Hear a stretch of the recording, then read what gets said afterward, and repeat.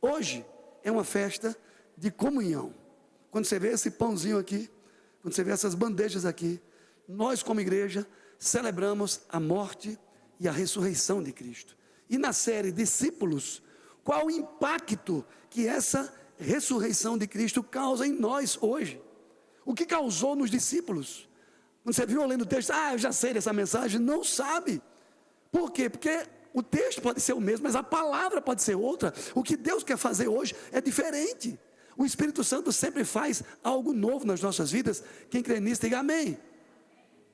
E é nessa noite de comunhão, de celebração, de adoração da morte e da ressurreição de Cristo, que eu quero pregar e expor as Escrituras, assim como Jesus expôs as Escrituras para aqueles discípulos que estavam indo embora para Emaús.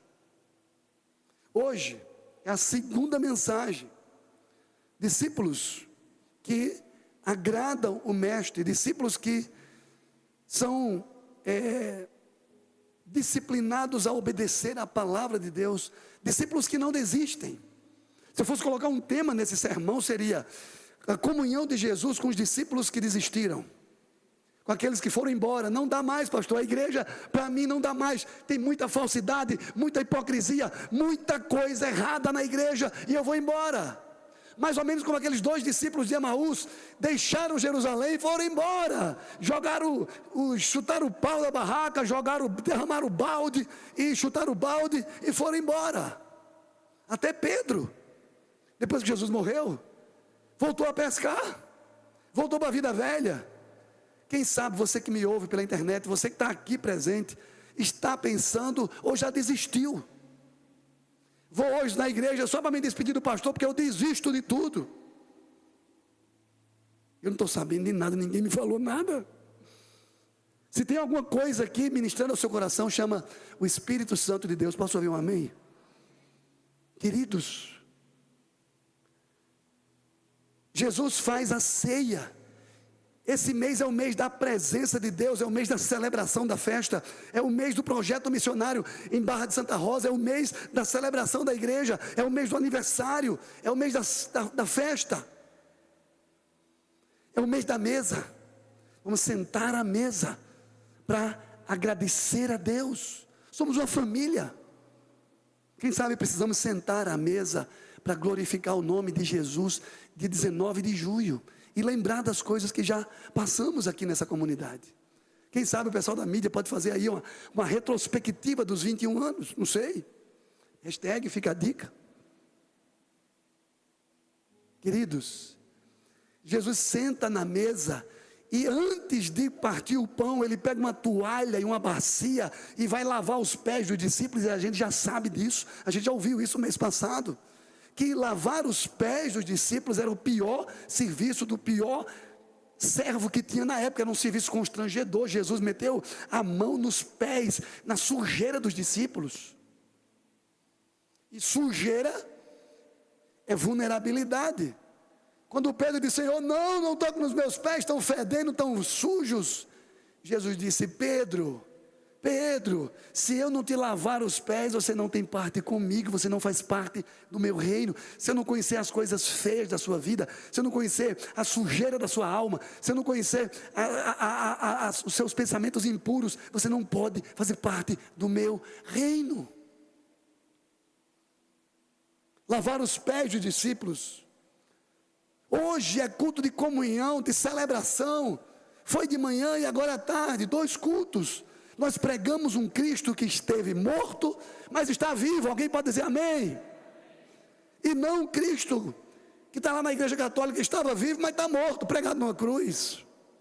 A primeira coisa que eu entrei na igreja evangélica, o que eu observei é que não tem santo na parede. Olá, Eu família! era acostumado a ir para a igreja católica, eu me ajoelhava na porta da igreja, no meio da igreja, e lá no pé do altar, ainda beijava o pé do altar. Quando eu cheguei na igreja evangélica, cadê os santos? A gente entrava, tinha assim: Paulo, João, Pedro, Jesus. Meu Deus, tanta gente morta é essa aqui dentro. Nós pregamos um Cristo que esteve morto, mas está vivo. Você pode dizer glória a Deus aí? Você pode aplaudir ao Jesus que está vivo? Hoje é dia de ressurreição.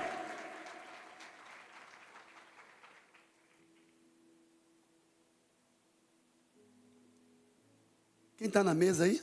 Projeta meu cronômetro aí atrás, por favor. Obrigado. O túmulo está vazio. Repita comigo. O túmulo está vazio. 4 reflexões antes da gente tomar a ceia, rapidamente. Qual é a importância da ressurreição de Cristo para os discípulos de Jesus no mundo de hoje? Essa é a primeira reflexão. Verso 34, que dizia, é verdade. Quando os discípulos de Emaús voltam e dizem, gente, é verdade, Jesus apareceu lá no caminho, falou com a gente, expôs as escrituras. Ele está vivo. Gente, muda tudo. Se Jesus não ressuscita, a gente não estava nem reunido aqui. Se Jesus não ressuscita, a gente estava hoje de noite no Rotary Club, ou no Tambaú Clube, ou na maçonaria, ou em qualquer outro lugar. Qualquer outro clube social. A ressurreição de Cristo é a base do cristianismo. Sem a ressurreição de Cristo, não tem fé cristã. O apóstolo Paulo diz que sem a ressurreição de Cristo, a nossa fé será vã, a pregação será inútil, a esperança é vazia e o testemunho é falso. E o que eu amo na igreja evangélica é que, entre aspas, a religião evangélica, ela começa com a morte de quem frequenta ela, de quem inicia. Se você não morreu, isso aqui não tem sentido para você. É você vestir uma roupa apertada demais para você. Se você não morreu, se Gálatas não tem sentido para você, já estou crucificado com Cristo e vivo não mais eu, mas Cristo vive em mim. Não tem sentido.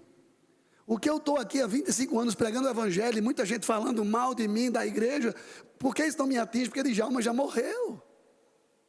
Se Djalma morreu, quem vive em mim é Cristo. E Cristo é acostumado a levar cipuada. Se eu não tenho maturidade para levar cipuada, eu não posso ser pastor. Se eu não tenho maturidade para levar cipuada, eu não posso ministrar. Pede para sair. Pede para sair. Eu não posso ministrar, porque a minha vida é cheia de luta, não dá, pastor. Sai, irmão, aqui não tem lugar não. Aqui em cima, aí embaixo, pregando o evangelho nas células, é para os discípulos que têm couro grosso. Discípulos que já morreram e Jesus habita neles. Quem está me entendendo diz amém. Se segura, hoje é dia de ressurreição, de comunhão. O cristianismo é diferente das demais religiões. Buda, por exemplo, foi crismado,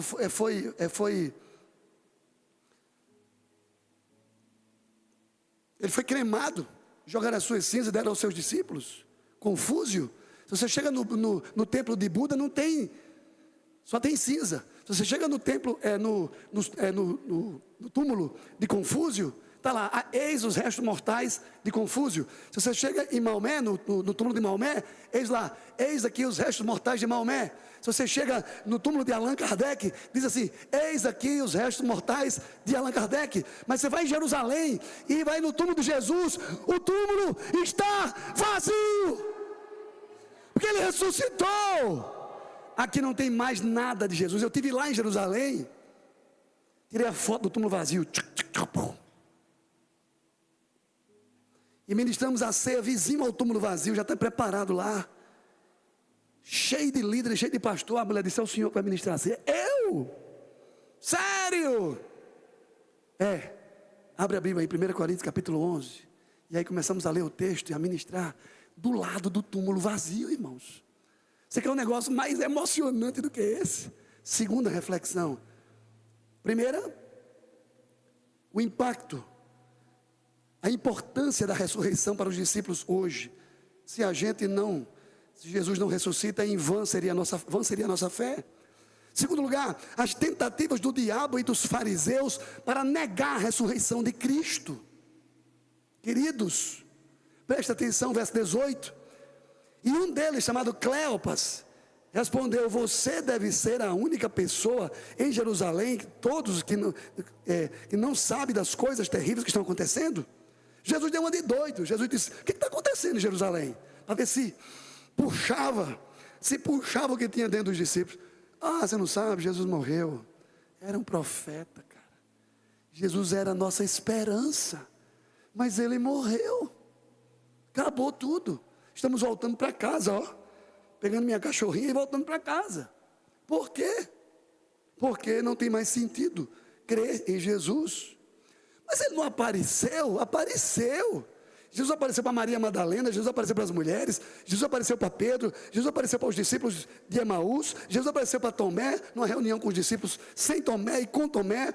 Jesus apareceu no mar da Galileia, Jesus apareceu para 500 pessoas, mas eles não ouviram isso. Jesus causa um impacto com a sua ressurreição, psicologicamente e sociologicamente. Psicologicamente os discípulos estavam com medo. Depois que Pedro negou, Jesus foi preso. Os romanos começaram a procurar os discípulos. Pega todo mundo, vamos matar. Já matamos Jesus, vamos matar os discípulos dele tudinho.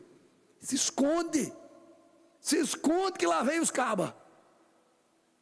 Medo, desânimo, pessimismo, foram esses sentimentos que os discípulos tiveram. Esperar em Jerusalém promessa de jeito nenhum, vamos embora daqui.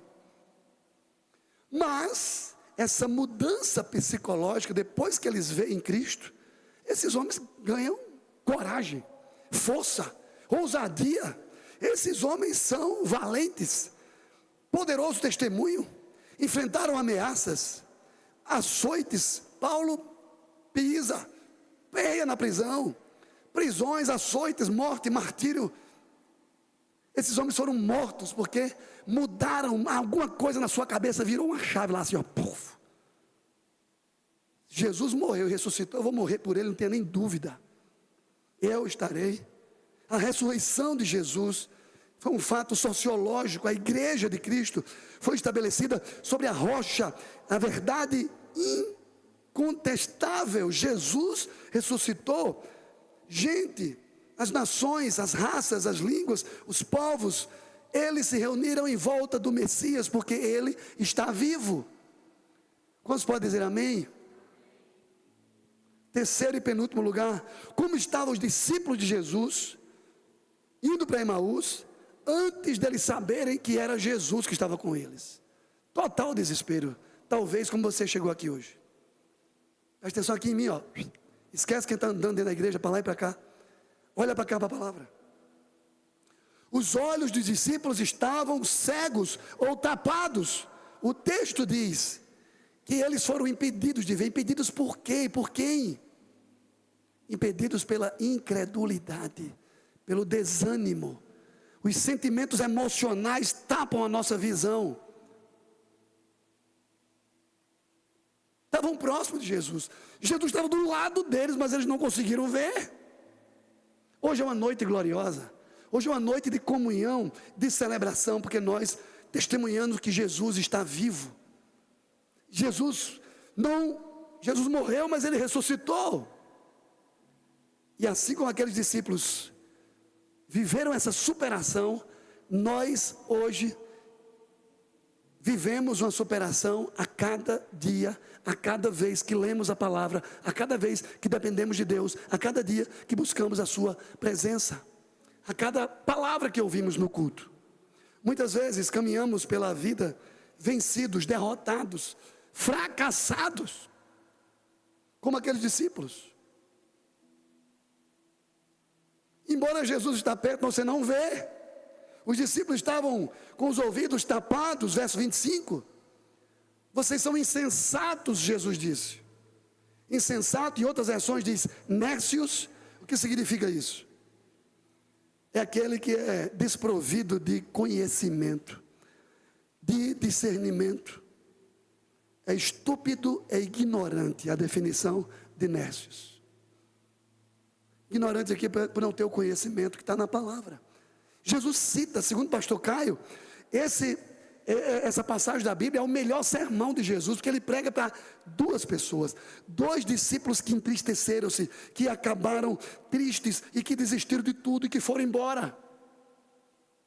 Talvez você está aqui assim dentro da igreja, foi decepcionado, está arrasado e não acredita mais em ninguém.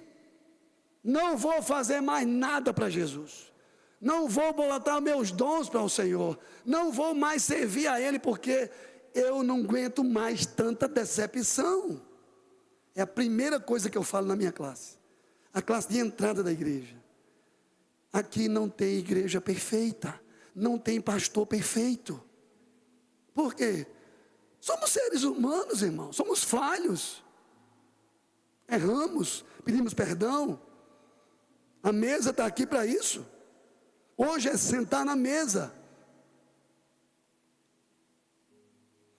Jesus disse, e Jesus foi mostrando a eles todas as passagens dos profetas nas escrituras, e eles não estavam ouvindo. Não, você não sabe, eu vi, ele está morto lá. Os olhos estavam fechados a despeito do testemunho. Verso 21, nós pensávamos que ele seria o glorioso Messias, que tinha vindo para libertar Israel.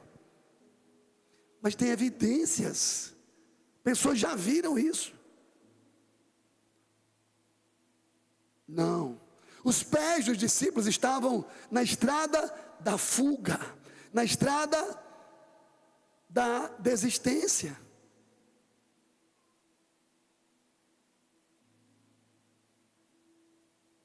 Fomos surpreendidos, as mulheres foram lá, não estava lá. Alguém inventou mentira dizendo que o túmulo estava errado, que ela chegou no túmulo errado. E o diabo e os fariseus tinham todo o interesse de que Jesus não ressuscitasse, porque eles queriam continuar no poder. A caminhada da incredulidade, a caminhada da dúvida, a caminhada do ceticismo, a caminhada de quem já perdeu tudo. Era a vida daqueles discípulos. Aqueles discípulos estavam vivendo a sexta-feira da paixão e não o domingo da Páscoa. O domingo da Páscoa é o domingo da celebração. Jesus ressuscitou. Estamos hoje celebrando isso. Quem está me entendendo diz amém. Mas quem sabe nós estamos vivendo como esses discípulos, vivendo na caminhada do caos, olhando para as falhas, olhando para as pessoas e esquecendo de olhar para a palavra, esquecendo de olhar para o autor e consumador da nossa fé, que é Jesus.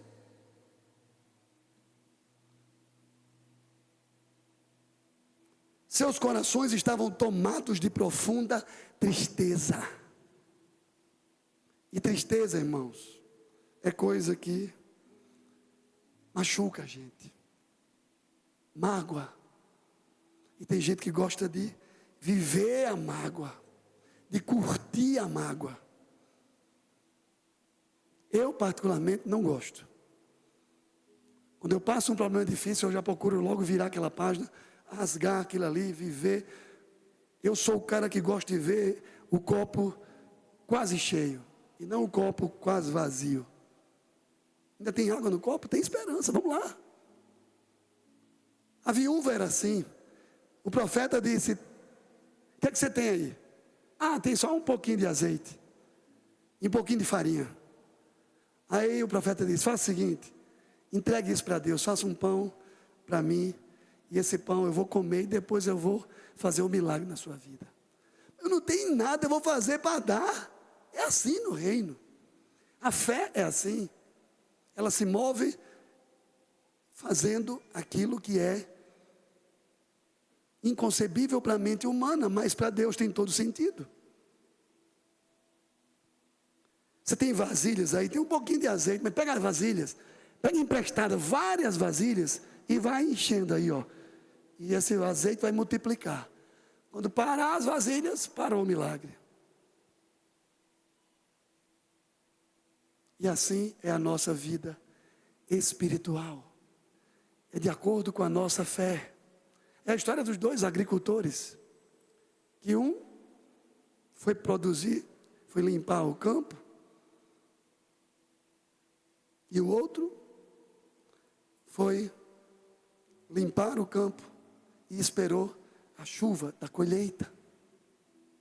Aqueles que foram preparar a colheita e não encontraram ou não buscaram espaço para aquela colheita dar certo. Eles perderam.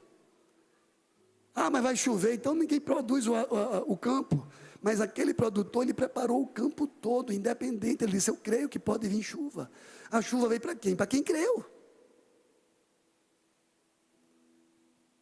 Aqueles que andam por fé, aqueles que têm ousadia, aqueles que creem no sobrenatural, vivem o sobrenatural.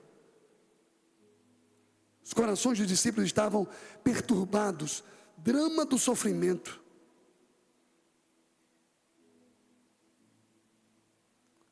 Ele era poderoso em efeito, ele fazia milagres, ele curava, mas agora ele está morto. Mas ele não disse que ia ressuscitar, não está na escritura que ele tinha que passar por isso? Vocês não leram lá não? Lemos, mas ele está morto. E quem quer viver na sua doença, na sua mágoa, vai continuar sem olhar para a palavra.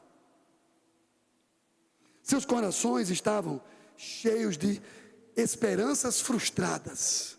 Eu não aguento mais. É muita conversa e muita decepção. Verso 21. Nós pensávamos que fosse ele quem restauraria Israel. Esses homens estavam no caminho dos sonhos desfeitos, da esperança morta, da falência de projetos. Não tem mais jeito, pastor. Quarto e último lugar. Qual foi a reação dos discípulos pós reunião, pós estar com Jesus e tocar nas suas feridas, nos seus pés e ele comer? Que Tomé era tão incrédulo que não só bastou tocar nas feridas, mas Jesus teve que comer, porque fantasma não come. E Jesus comeu com eles. E os olhos se abriram quando expunham as Escrituras. Jesus revelou nas Escrituras. Quem sabe hoje é nas Escrituras que o Espírito Santo precisa se revelar a você.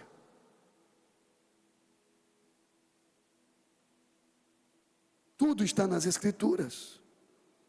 Quer conhecer mais Jesus? Medita nas Escrituras. João 5,39. Quer ter luz para a sua vida? Está nas trevas. Salmo 119, 105. Você quer ter fé?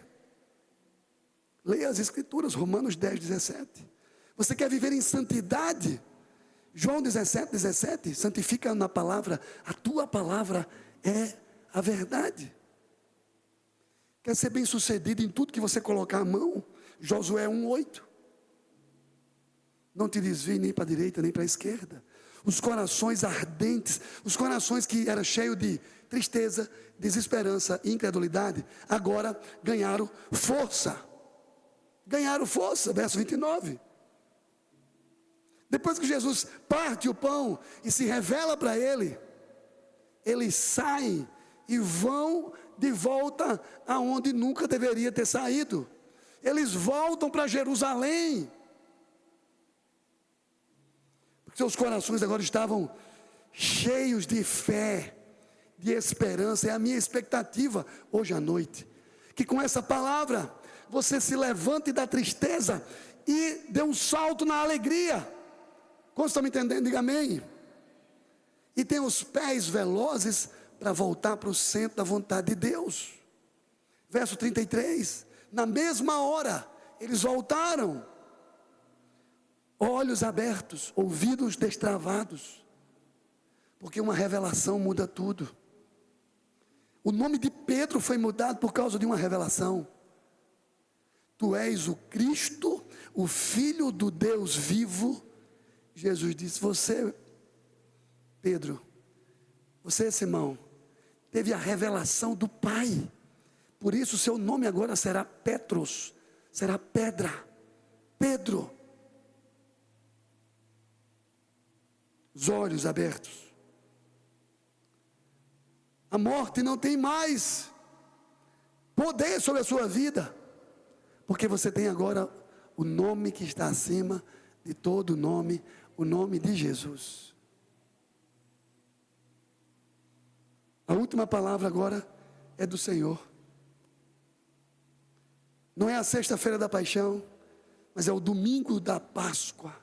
O domingo que ele se encontra com Maria. O domingo que ele aparece às pessoas. O domingo que ele vai em busca de 2. Tinha 12, tinha 70, tinha 120, tinha 500, tinha 3.000 a igreja.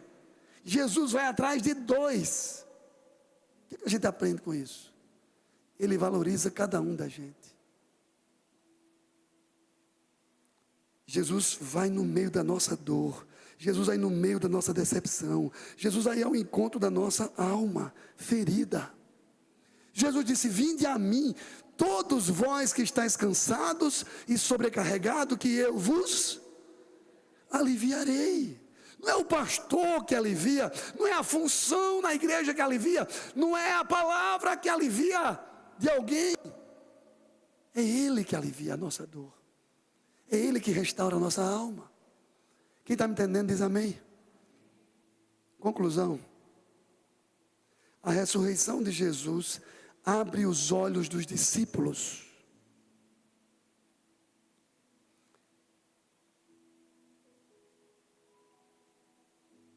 Abre o coração.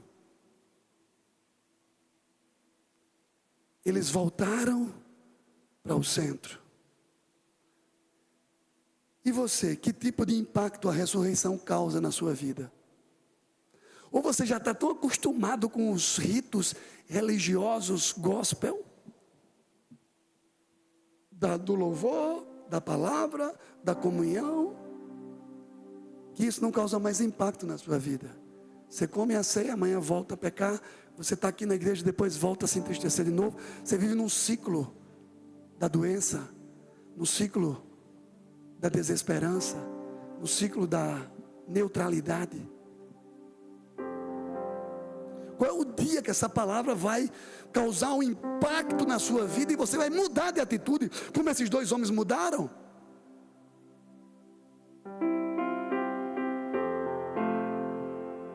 Ontem eu peguei o elevador lá em casa com Denise e um casal jovem entrou no elevador. E aí, vocês estão lindos, bonitos, mais magros, mais lindos, mais esbeltos. Olha, a gente vai abrir uma célula aqui no prédio. Vai ter louvor, palavra, comunhão. Eu estou rasgando já. Tem esse negócio de não, porque é uma reunião. Não, tu vai ter uma célula aqui. Eu quero, pastor. Não, lá no prédio, eu quero, pastor. Eu estou fazendo propaganda. Já tem 5 famílias. E a gente vai escolher só o dia agora. Para a gente começar a célula lá no prédio Alamanda, na torre. E vamos começar a pregar na nossa casa. Estou orando, jejuando. Senhor, me dá essas vidas aqui desse prédio. Esse povo não te conhece. Essa semana eu fui na célula de André e de Camila. Cheguei lá, no portão. Pastor, o senhor aqui? Sou eu. Como é que o senhor veio? De carro. O senhor sabia chegar aqui? GPS. E quando chegamos lá, estava uma festa, tinha um papelzinho com um versículo da Bíblia, a coisa mais linda do mundo. Que coisa gostosa de participar. Uma cadeira vazia, eu sentei na cadeira vazia. E era uma festa do aniversário de uma pessoa. E a gente estava lá, celebrando, adorando a Jesus. Quem sabe o seu caminho de Emaús é hoje à noite aqui. Quem sabe o seu caminho de Emaús é uma célula. E Júnior disse: pastor, era ali que eu tinha problema de pecado. A minha turma aí está ali, eu vou me fortificar. Eu digo: Júnior, aonde abundou o pecado, vai superabundar a graça. Deus está providenciando cada terreno, cada caminho. Jesus vai lá no caminho de Emaús buscar 2. Como você tem caminhado pela vida cristã? Cabisbaixo, triste, cheio de mágoas, cheio de decepções, com expectativas na igreja, nas coisas? Ou você tem olhado para o alto? Ou você tem levantado a cabeça? Elevo os meus olhos para os montes, de onde me virá o socorro? O meu socorro vem do Senhor, que fez os céus e a terra. Se eu colocar minha esperança no pastor, eu estou ferrado. Se eu colocar minha esperança na igreja, eu estou ferrado. Mas a minha esperança está em Jesus, o autor e consumador da minha fé. O Senhor nos encontra na nossa angústia, na nossa caminhada da tristeza. O Senhor nos encontra na exposição da palavra. O Senhor nos encontra no partir do pão. É hoje. É hoje que você tem que pensar nisso. O inimigo não está nem aí, não tem nem Satanás. Onde é que tem Satanás aqui nesse texto? Não tem, é nós e nós lutando contra nós mesmos. Você tem que lutar contra você, contra a sua mente, contra o seu coração incrédulo. Queridos, Ele abre os olhos dos discípulos, abre a mente, o coração, os lábios. A minha oração é que Deus abra o seu coração nessa noite, abra a sua mente, e você seja curado. E você procure a escola bíblica de líderes. No domingo de manhã, pastor Caio, pastor Jefferson, pastor Marcinho, pastor Natan, pastor Pinheiro, o que é preciso fazer? É só sentar ali, irmão. Ora, Deus está trabalhando em você primeiro, para depois Deus está formando um missionário ali. Nós estamos em projeto missionário. Cadeiras vazias aqui a propósito. 2 cultos. Se a gente quisesse ter um culto cheio, a gente só tinha um, a gente tem 2, para ter espaço para as pessoas chegarem aqui.